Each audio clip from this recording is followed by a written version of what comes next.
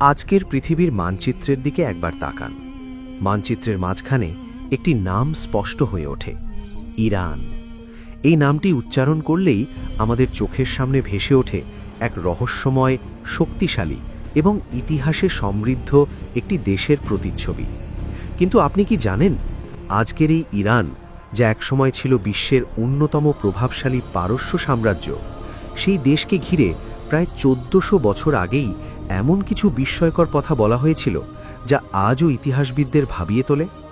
একটু কল্পনা করুন সেই সময়ের পৃথিবীকে। সেই যুগে পারস্য ছিল পৃথিবীর অন্যতম পরাক্রমশালী সাম্রাজ্য। তাদের বিশাল সেনাবাহিনী, অপরিসীম ধনসম্পদ এবং রাজপ্রাসাদের জাঁকজমক দেখে গোটা বিশ্ব ভয়ে শিহরিত হয়ে উঠত। পারস্যের রাজদরবার ছিল শক্তি, ক্ষমতা এবং অহংকারের প্রতীক। তখন কেউ কল্পনাও করতে পারেনি যে এত বড়, এত শক্তিশালী একটি সাম্রাজ্যেরও একদিন পতন হতে পারে। কিন্তু ঠিক সেই সময়ই পারস্য থেকে হাজার হাজার মাইল দূরে আরবের বিস্তীর্ণ মরুভূমিতে বসে এক মহান মানুষ এই সাম্রাজ্য সম্পর্কে কিছু আশ্চর্য ভবিষ্যতের কথা বলেছিলেন। তিনি ছিলেন মানবজাতির শ্রেষ্ঠ পথপ্রদর্শক, আমাদের প্রিয় নবী হযরত মুহাম্মদ সাল্লাল্লাহু আলাইহি ওয়াসাল্লাম। ইরান বা পারস্য সম্পর্কে তিনি এমন কিছু ভবিষ্যতের ইঙ্গিত দিয়েছিলেন যা শুনলে আজও অনেকের শরীরে শিহরণ জেগে ওঠে। কিন্তু প্রশ্ন হল, সেই কথাগুলো কি ছিল, আর কিভাবে তিনি শত শত বছর আগেই এমন ভবিষ্যতের কথা জানতে পেরেছিলেন? হাজার মাইল দূরে বসে কিভাবে তিনি দেখতে পেয়েছিলেন পারস্যের সেই অহংকারী প্রাসাদের পতনের ভবিষ্যৎ? কিভাবে তিনি বলে গিয়েছিলেন একদিন এই ইরানের মানুষই ঈমানের আলো পৃথিবীর নানা প্রান্তে ছড়িয়ে দেবে? আবার এই ইরানের ইস্পাহান শহর থেকেই একসময় শেষ যুগের এক ভয়ঙ্কর দল বেরোবে, যারা দাজ্জালের অনুসারী হবে। প্রায় 1400 বছর আগে বলা সেই কথাগুলো কি আজ আমাদের চোখের সামনেই? ইরানকে ঘিরে বলা সেই বহু ভবিষ্যৎ ইঙ্গিতের পেছনে আসলে কি রহস্য লুকিয়ে আছে? আজ আমরা জানার চেষ্টা করব সেই অজানা ইতিহাসের গল্প। এমন কিছু তথ্য সামনে আসবে যা শুনলে হয়তো আপনি এক মুহূর্তের জন্যও এই কাহিনী থেকে চোখ সরাতে পারবেন না। তাহলে চলুন ফিরে যাই প্রায় 1400 বছর আগের সেই সময়ে। চোখ বন্ধ করে একবার কল্পনা করুন, সময়টা বহু শতাব্দী আগে। স্থান মদিনার পবিত্র ভূমি। সেখানে রয়েছে একটি অত্যন্ত সাধারণ মাটির ঘর, যার ছাদ তৈরি খেজুর পাতার সরল ছাউনিতে। এই সাধারণ ঘরটিই ছিল ইতিহাসের এক অসাধারণ কেন্দ্র, কারণ সেই ঘরেই বসে আছেন মানবজাতির শ্রেষ্ঠ পথপ্রদর্শক, আমাদের প্রিয় নবী হযরত মুহাম্মদ সাল্লাল্লাহু আলাইহি ওয়াসাল্লাম।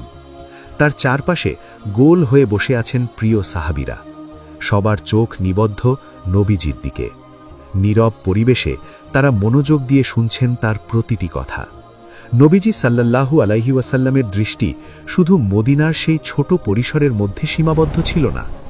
আল্লাহর দেওয়া নূরের আলোয় তিনি যেন ভবিষ্যতের বহু দূরের সময়ও উপলব্ধি করতে পারতেন। তিনি যেন দেখতে পাচ্ছিলেন ইতিহাসের বিশাল এক প্রবাহ, যেখানে বড় বড় সাম্রাজ্যের উত্থান এবং পতনের দৃশ্য একের পর এক ফুটে উঠছে। আর সেই ভবিষ্যৎ ইঙ্গিতগুলোর মধ্যে অন্যতম বিস্ময়কর ছিল পারস্য, অর্থাৎ আজকের ইরানকে ঘিরে বলা কিছু কথা। চলুন সেই শিহরণ জাগানো ভবিষ্যৎ ইঙ্গিতগুলোর প্রথম কয়েকটি বিষয় আমরা একটু গভীরভাবে বোঝার চেষ্টা করি। পারস্য বা আজকের ইরানের মানুষের মেধা, জ্ঞান এবং বুদ্ধিমত্তা সম্পর্কে আল্লাহর রাসূল সাল্লাল্লাহু আলাইহি ওয়াসাল্লাম যে কত উচ্চ ধারণা পোষণ করতেন তা জানলে সত্যি অনেকেই বিস্মিত হয়ে যান। একদিন নবীজির জীবনে ঘটেছিল এমন একটি ঘটনা যা এই বিষয়টিকে আরও স্পষ্ট করে তোলে। একসময় নাজিল হল পবিত্র কুরআনের সূরা জুমুয়া। সেখানে একটি আয়াতে বলা হয়েছিল, এই বাণী শুধু বর্তমান মানুষের জন্য নয়, তাদেরও জন্য যারা এখনও তাদের সাথে মিলিত হয়নি। এই আয়াত শুনে সাহাবীরা বিস্মিত হয়ে গেলেন। তারা নবীজিকে জিজ্ঞেস করলেন, ইয়া রাসূলাল্লাহ, যারা এখনও আমাদের সাথে মিলিত হয়নি তারা কারা? নবীজি সাল্লাল্লাহু আলাইহি ওয়াসাল্লাম কিছুক্ষণ নীরব রইলেন। সেই মজলিসে উপস্থিত ছিলেন এক বিশেষ সাহাবী, হযরত সালমান ফারসি রাদিয়াল্লাহু আনহু। তিনি ছিলেন পারস্যের মানুষ। সত্যের সন্ধানে তিনি নিজের আরামদায়ক জীবন ছেড়ে দিয়েছিলেন। রাজকীয় আরাম আয়েশ ছেড়ে বহু কষ্ট সহ্য করে দীর্ঘ পথ পাড়ি দিয়ে তিনি মদিনায় এসেছিলেন এবং ইসলাম গ্রহণ করেছিলেন। নবীজি ধীরে ধীরে তার দিকে এগিয়ে গেলেন। তারপর নিজের মুবারক হাতটি সালমান ফার্সি রাদিয়াল্লাহু আনহুর কাঁধে রাখলেন। তার চোখে যেন ভবিষ্যতের এক উজ্জ্বল দৃশ্য ভেসে উঠছিল। তিনি মৃদু কিন্তু গভীর কণ্ঠে বললেন, ঈমান যদি সুরাইয়া নক্ষত্রের কাছেও চলে যায়, তবুও পারস্যের কিছু মানুষ সেখানে পৌঁছে তা অর্জন করে নেবে। এই কথাটি বর্ণিত হয়েছে সহিহ বুখারী এবং সহিহ মুসলিমে।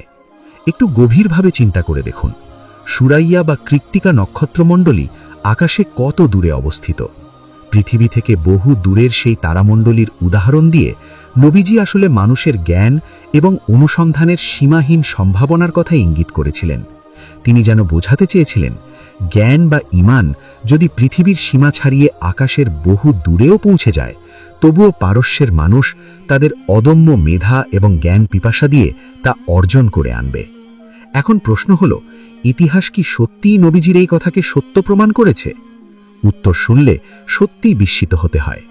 আজ আমরা যে সহিহ বুখারী পড়ি, তার সংকলক ছিলেন মহান আলেম ইমাম বুখারী। তিনি ছিলেন পারস্য অঞ্চলের একজন বিশিষ্ট পণ্ডিত। একইভাবে ইমাম মুসলিম, আবু দাউদ, তিরমিজি এবং ইবনে মাজা, যাদের সংকলিত হাদিস ছাড়া ইসলামী জ্ঞান কল্পনাই করা যায় না, তাদের অনেকেই পারস্য অঞ্চলের মানুষ ছিলেন। শুধু হাদিস শাস্ত্রেই নয়, জ্ঞান বিজ্ঞানের বহু ক্ষেত্রেও পারস্যের মানুষ অসাধারণ অবদান রেখেছেন।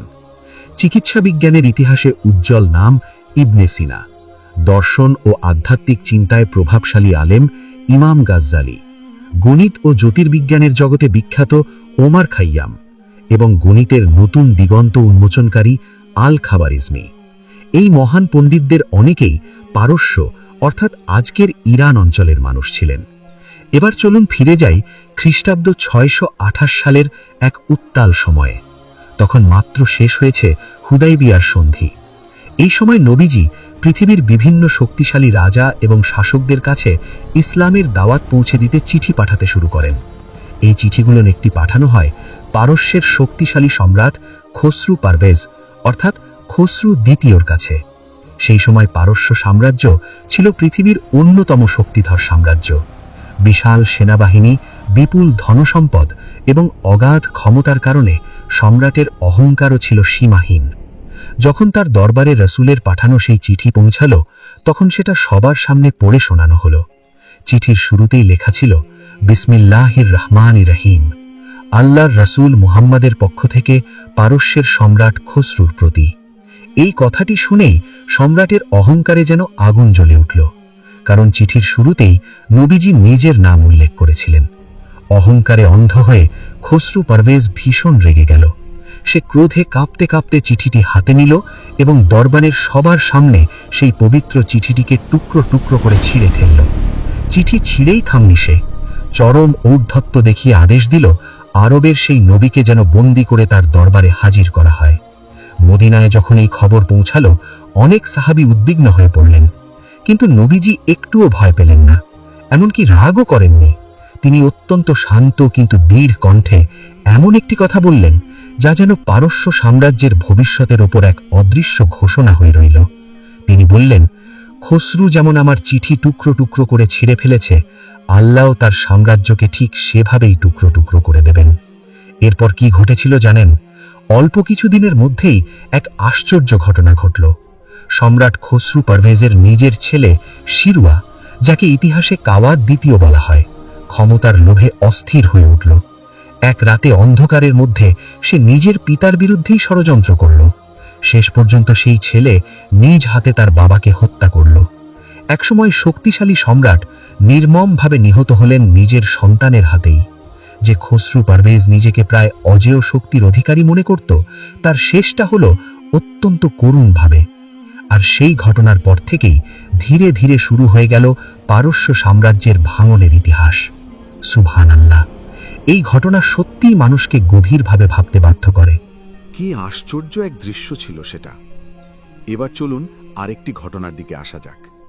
এই ঘটনাটি ইতিহাসের বিখ্যাত ব্যাটল অফ দ্য ট্রেঞ্চ অর্থাৎ খন্দকের যুদ্ধের সময়কার।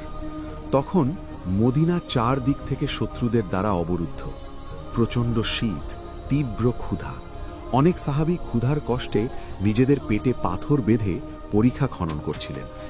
খনন করতে গিয়ে হঠাৎ একটি বিশাল শক্ত পাথর সামনে এসে পড়ল। অনেক চেষ্টা করেও কেউ সেটিকে ভাঙতে পারছিল না। অবশেষে সাহাবীরা বিষয়টি নবীজি সাল্লাল্লাহু আলাইহি ওয়াসাল্লামকে জানালেন। নবীজি নিজেই সেখানে এসে দাঁড়ালেন। তিনি বিসমিল্লাহ বলে পাথরের উপর প্রথম আঘাত করলেন। সঙ্গে সঙ্গে পাথরের 1/3 ভেঙে গেল এবং সেখান থেকে উজ্জ্বল একটি স্ফুলিঙ্গ ছিটকে বের হল। নবীজি তাকবীর দিলেন, আল্লাহু আকবার। তারপর বললেন, আমাকে শামের চাবি দেওয়া হয়েছে। আল্লাহর কসম, আমি এখানেই দাঁড়িয়ে শামের লাল প্রাসাদগুলো দেখতে পাচ্ছি। এরপর তিনি দ্বিতীয়বার আঘাত করলেন। দ্বিতীয় আঘাতের পর পাথরের আরেকটি অংশ ভেঙে পড়ল, আর সেখান থেকেও আগুনের মতো স্ফুলিঙ্গ ছিটকে বের হল। নবীজি আবার তাকবীর দিলেন, আল্লাহু আকবার। এরপর তিনি বললেন, আমাকে পারস্যের চাবি দেওয়া হয়েছে। আল্লাহর কসম, আমি এখান থেকেই মাদায়েনের সাদা প্রাসাদগুলো দেখতে পাচ্ছি। সেই সময় আরবের কিছু মুনাফিক এই কথা শুনে আড়ালে হাসাহাসি করেছিল। তারা বিদ্রূপ করে বলেছিল, তাদের নিজের পেট ভরে খাবার নেই, নিরাপত্তারও অভাব, অথচ তিনি নাকি পারস্যের রাজপ্রাসাদের কথা বলছেন। কিন্তু ইতিহাস শেষ পর্যন্ত অন্য কিছু প্রমাণ করেছে। আল্লাহ তার নবীর কথা কখনোই মিথ্যা হতে দেননি। মাত্র কয়েক বছরের মধ্যেই সাদ ইবন আবি ওয়াক্কাস রাদিয়াল্লাহু আনহুর নেতৃত্বে মুসলিম বাহিনী পারস্যের রাজধানী মাদায়েনে প্রবেশ করল। তখন তাদের চোখের সামনে দাঁড়িয়েছিল সম্রাট কিসরার সেই বিখ্যাত প্রাসাদ, মাদায়েনের বিশাল সাদা প্রাসাদ, যা ছিল পারস্যের ক্ষমতা ও অহংকারের প্রতীক। সাহাবিয়া বিস্ময়ে তাকিয়ে বললেন, সুবহানাল্লাহ, এটাই তো সেই প্রাসাদ যার কথা বহু বছর আগে নবীজি সাল্লাল্লাহু আলাইহি ওয়াসাল্লাম সেই কঠিন সময়ে উল্লেখ করেছিলেন। নবীজি সাল্লাল্লাহু আলাইহি ওয়াসাল্লাম খন্দকের সেই কঠিন সময় প্রবল ক্ষুধার মধ্যেও এই কথাগুলো বলেছিলেন। বহু বছর পরে সাহাবীরা যখন সেই প্রাসাদের ভেতরে দাঁড়ালেন, তখন তারা আবেগে কুরআনের আয়াত তেলাওয়াত করছিলেন। এভাবেই আরেকটি নিখুঁত ভবিষ্যৎবাণী বাস্তবে পরিণত হল। নবীজি প্রায়ই তার সাহাবীদের বলতেন, একদিন পারস্য ও রোমের বিশাল ধনভাণ্ডার মুসলমানদের হাতে আসবে, তবে তা মানুষের বিলাসিতার জন্য নয়, বরং আল্লাহর পথে ব্যয় করা হবে। জাবির ইবনে সামুরা রাদিয়াল্লাহু আনহু থেকে বর্ণিত একটি হাদিসে রাসূল সাল্লাল্লাহু আলাইহি ওয়াসাল্লাম বলেছেন, একদল মুসলিম অবশ্যই পারস্য সম্রাট কিসরার সাদা প্রাসাদ এবং তার ধনভাণ্ডার জয় করবে। পরে উমর ইবনে আল খাত্তাব রাদিয়াল্লাহু আনহুর খেলাফতের সময় ইতিহাসের বিখ্যাত ব্যাটেল অফ আল কাদিসিয়া জয়ের মাধ্যমে পারস্য সাম্রাজ্যের শক্তি ভেঙে পড়ে। সেই সময় পারস্যের রাজকোষ থেকে বিপুল ধনসম্পদ মদিনায় আনা হয়। কোটি কোটি দিরহাম, অসংখ্য সোনার অলঙ্কার, রত্নখচিত তলোয়ার, সম্রাটের মুকুট এবং বিখ্যাত বাহারি গালিচা সহ অসংখ্য মূল্যবান সম্পদ মুসলিমদের হাতে আসে। এই বিপুল সম্পদ দেখে অনেকেই বিস্ময়ে অভিভূত হয়ে পড়েছিলেন। এত বিপুল ধনসম্পদ দেখে পৃথিবীর অনেক রাজা বাদশাহ হয়তো আনন্দে উন্মত্ত হয়ে পড়তেন, কিন্তু মুসলমানদের আচরণ ছিল সম্পূর্ণ ভিন্ন।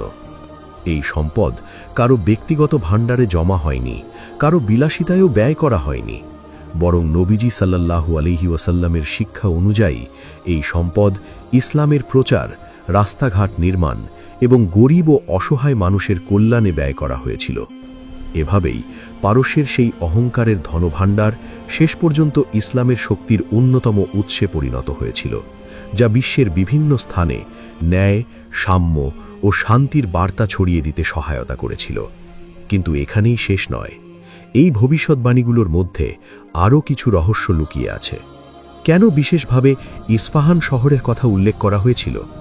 আর খোরাসান অঞ্চল থেকে আগত সেই বাহিনী আসলে কারা?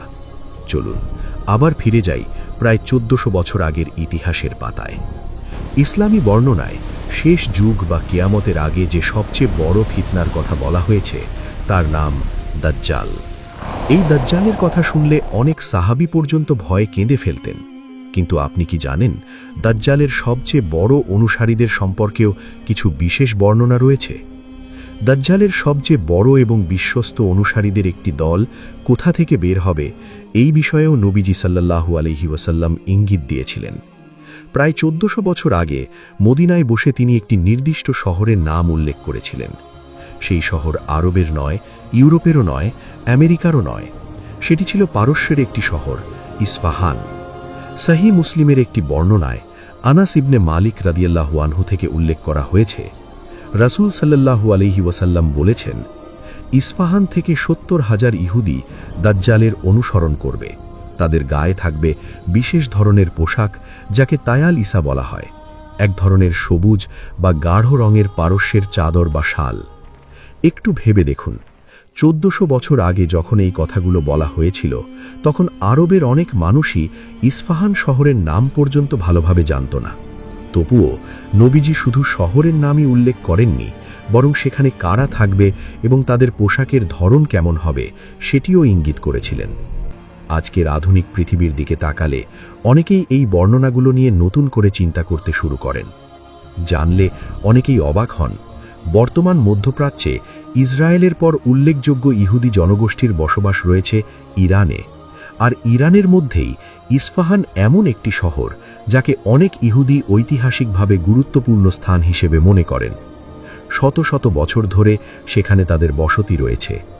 আজও যদি কেউ ইস্পাহানে যান, দেখবেন সেখানকার কিছু ঐতিহ্যবাহী পোশাকে সেই ধরনের চাদর বা শালের প্রচলন দেখা যায়, যাকে ইতিহাসে তায়াল ইসা নামে উল্লেখ করা হয়েছে। তখন প্রশ্ন জাগে, কিভাবে শত শত বছর আগে এমন একটি নির্দিষ্ট অঞ্চলের কথা উল্লেখ করা হয়েছিল? কিভাবে এত দূরের একটি শহর ও সেখানে বসবাসকারী মানুষের বিষয়ে ইঙ্গিত দেওয়া হয়েছিল? ইতিহাস ও ভূগোলের এই মিল অনেক গবেষককেও ভাবিয়ে তোলে। এই ভবিষ্যৎবাণীগুলো নিয়ে অনেক প্রশ্ন ওঠে। কেন আজকের পৃথিবীতে ইরান নিয়ে এত আলোচনা হয়? 1400 বছর আগে বলা কথাগুলোর সাথে কি আজকের ঘটনাগুলোর কোনো মিল আছে? ইতিহাসের দিকে তাকালে বিষয়টি নিয়ে নতুন করে ভাবতে হয়। আল্লাহ তাআলা তার রাসূল মুহাম্মদ সাল্লাল্লাহু আলাইহি ওয়াসাল্লামকে এমন কিছু সংবাদ দিয়েছিলেন, যেখানে শুধু সাম্রাজ্যের পতনের কথাই নয়, বরং ভবিষ্যতে কোন অঞ্চলে কী ধরনের মানুষদের সাথে সংঘর্ষ হবে সেটিও ইঙ্গিত করা হয়েছে। এই বিষয়ে একটি বর্ণনা এসেছে সহিহ আল বুখারীতে। সাহাবী আবু হুরায়রা রাদিয়াল্লাহু আনহু থেকে বর্ণিত, রাসূল করিম সাল্লাল্লাহু আলাইহি ওয়াসাল্লাম বলেছেন, কিয়ামত ততদিন পর্যন্ত সংঘটিত হবে না যতদিন না তোমরা এমন এক জাতির সাথে যুদ্ধ করবে যারা খোরাসান ও কেরমান অঞ্চলের অধিবাসী। এই বর্ণনায় তাদের কিছু বৈশিষ্ট্যের কথাও উল্লেখ আছে। তাদের গায়ের রং লালচে হবে, নাক কিছুটা চ্যাপ্টা হবে এবং চোখ তুলনামূলকভাবে ছোট হবে। এমনকি তাদের মুখমণ্ডলের গঠনও আলাদাভাবে বর্ণনা করা হয়েছে, যেন তা ঢালের মতো চওড়া মনে হয়। তাদের মুখমণ্ডল এমন হবে যেন শক্ত কোনো ঢাল হাতুড়ি দিয়ে পেটানো হয়েছে, আর তাদের জুতো হবে পশুর লোম দিয়ে তৈরি। একটু গভীরভাবে ভেবে দেখুন, মদিনার মরুভূমিতে বসে মুহাম্মদ সাল্লাল্লাহু আলাইহি ওয়াসাল্লাম এমন কিছু অঞ্চলের কথা উল্লেখ করছেন যা তখনকার আরবদের কাছে ছিল অত্যন্ত দূরবর্তী ও অপরিচিত। বর্ণনায় এসেছে পারস্যের নির্দিষ্ট কিছু অঞ্চল, যেমন খুজেস্তান ও কেরমান, আর শুধু সম্পর্কেও বিস্তারিত ইঙ্গিত দেওয়া হয়েছে। ইতিহাসের পাতা ঘাটলে দেখা যায় এই অঞ্চলগুলোতে বিভিন্ন সময়ে এমন কিছু উপজাতি ও সৈন্যবাহিনীর উপস্থিতি ছিল যাদের শারীরিক বৈশিষ্ট্য সেই বর্ণনার সাথে কিছুটা মিল খুঁজে দেয়। বিশেষ করে পরবর্তী শতাব্দীগুলোতে যখন মঙ্গল ইনভেশনস অথবা তুর্কি বংশোদ্ভূত অনেক যোদ্ধা মধ্য এশিয়া ও পারস্য অঞ্চলে আধিপত্য বিস্তার করেছিল, তখন তাদের চেহারা ও পোশাকের কিছু বৈশিষ্ট্য ওই বর্ণনার সাথে তুলনা করা হয়। এখানেই অনেকের মনে একটি প্রশ্ন জাগে, যিনি জীবনের অধিকাংশ সময় কাটিয়েছেন মদিনা এবং মক্কার পরিবেশে, তিনি কিভাবে এত দূরের অঞ্চল ও সেখানকার মানুষের বৈশিষ্ট্য সম্পর্কে এমন বর্ণনা দিলেন? এবার শোনা যাক ইতিহাসের আরেকটি নাটকীয় ঘটনা, যা অনেকটা রোমাঞ্চকর কাহিনীর মতো মনে হয়। আমরা আগেই জেনেছি, পারস্যের সম্রাট খুসরো সেকেন্ড যখন মুহাম্মদ সাল্লাল্লাহু আলাইহি ওয়াসাল্লামের পাঠানো চিঠি পান, তখন তিনি সেটি ছিঁড়ে ফেলেন এবং নবীজিকে গ্রেফতার করার নির্দেশ দেন। সেই সময় ইয়েমেন অঞ্চলটি ছিল সাসানিয়ান এম্পায়ারের অধীনে। সেখানে পারস্যের নিযুক্ত গভর্নর ছিলেন বাদান। সম্রাট খুসরু পারভেজ তাকে আদেশ দেন, আরবের ওই ব্যক্তিকে ধরে আমার দরবারে পাঠাতে হবে। এই নির্দেশ পাওয়ার পর গভর্নর বাদান দুজন শক্তিশালী পারসিক সৈন্যকে পাঠান মদিনায়। উদ্দেশ্য ছিল নবীজি সাল্লাল্লাহু আলাইহি ওয়াসাল্লামকে বন্দী করে নিয়ে যাওয়া। তারা যখন মদিনায় এসে অহংকারের সাথে নবীজির সামনে দাঁড়ালো, তখনও তিনি সম্পূর্ণ শান্ত ও স্থির ছিলেন। কোনো ভয় বা উদ্বেগ প্রকাশ না করে তিনি ধীরভাবে তাদের সাথে কথা বললেন এবং এরপর যা ঘটেছিল তা ইতিহাসে এক বিস্ময়কর ঘটনার মতো বর্ণিত হয়ে আছে। নবীজি তাদের বললেন, আজ তোমরা বিশ্রাম করো, আগামীকাল সকালে আবার আমার কাছে এসো। পরদিন সকালে সেই দুই পারসিক সৈন্য যখন আবার তার সামনে উপস্থিত হল, তখন সাল্লাল্লাহু আলাইহি ওয়াসাল্লাম শান্তভাবে হাসলেন। তারপর এমন একটি কথা বললেন যা শুনে তারা বিস্ময়ে হতবাক হয়ে গেল।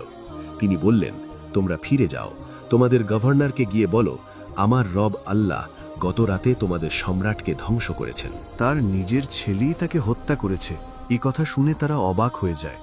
এত দূরের ঘটনার খবর তিনি কিভাবে জানলেন? এটাই ছিল তাদের বিস্ময়ের কারণ। তারা দ্রুত ফিরে যায় ইয়েমেনে এবং সব ঘটনা জানায় গভর্নর বাধানকে। বাধান ছিলেন বিচক্ষণ একজন শাসক। তিনি বললেন, আমরা কিছুদিন অপেক্ষা করি। যদি এই সংবাদ সত্যি প্রমাণিত হয় তবে নিশ্চয়ই তিনি সাধারণ মানুষ নন, তিনি সত্যিই আল্লাহর প্রেরিত রাসূল। কিছুদিন পর পারস্য থেকে একটি সরকারি বার্তা এসে পৌঁছায়। সেই চিঠিতে লেখা ছিল, আমি কাবাদ টু, যাকে শিরোয়া নামেও ডাকা হয়, আমি আমার পিতাকে হত্যা করে সিংহাসনে বসেছি। এই সংবাদ পড়ার পর গভর্নর বাধান গভীরভাবে চিন্তা করলেন, কারণ কয়েকদিন আগেই নবীজি যে খবরটি বলেছিলেন সেটি হুবহু সত্য প্রমাণিত হয়েছে। ইতিহাসে বর্ণিত আছে, এই ঘটনার পর তিনি সত্য সম্পর্কে নতুনভাবে ভাবতে শুরু করেন এবং সেই ঘটনাই তার জীবনের মোড় ঘুরিয়ে দেয়। এই সংবাদ শোনার পর গভর্নর বাধানের চোখে পানি চলে আসে। তিনি বুঝতে পারেন মরুভূমির সেই মানুষটি কোনো সাধারণ ব্যক্তি নন। এরপর তিনি নিজেই সত্যকে গ্রহণ করার সিদ্ধান্ত নেন। ইতিহাসে বর্ণিত আছে যে বাধান এবং ইয়েমেনে অবস্থানরত বহু পারসিক সৈন্য একসাথে ইসলাম গ্রহণ করেন। এভাবেই কোনো যুদ্ধ ছাড়াই, কোনো রক্তপাত ছাড়াই পারস্য সাম্রাজ্যের অধীনে থাকা একটি বড় অঞ্চল ইসলামের প্রভাবের মধ্যে চলে আসে। মুহাম্মদ সাল্লাল্লাহু আলাইহি ওয়াসাল্লামের বলা একটি সংবাদই বহু মানুষের হৃদয়ে গভীর প্রভাব ফেলে এবং তাদের সত্যের দিকে আকৃষ্ট করে।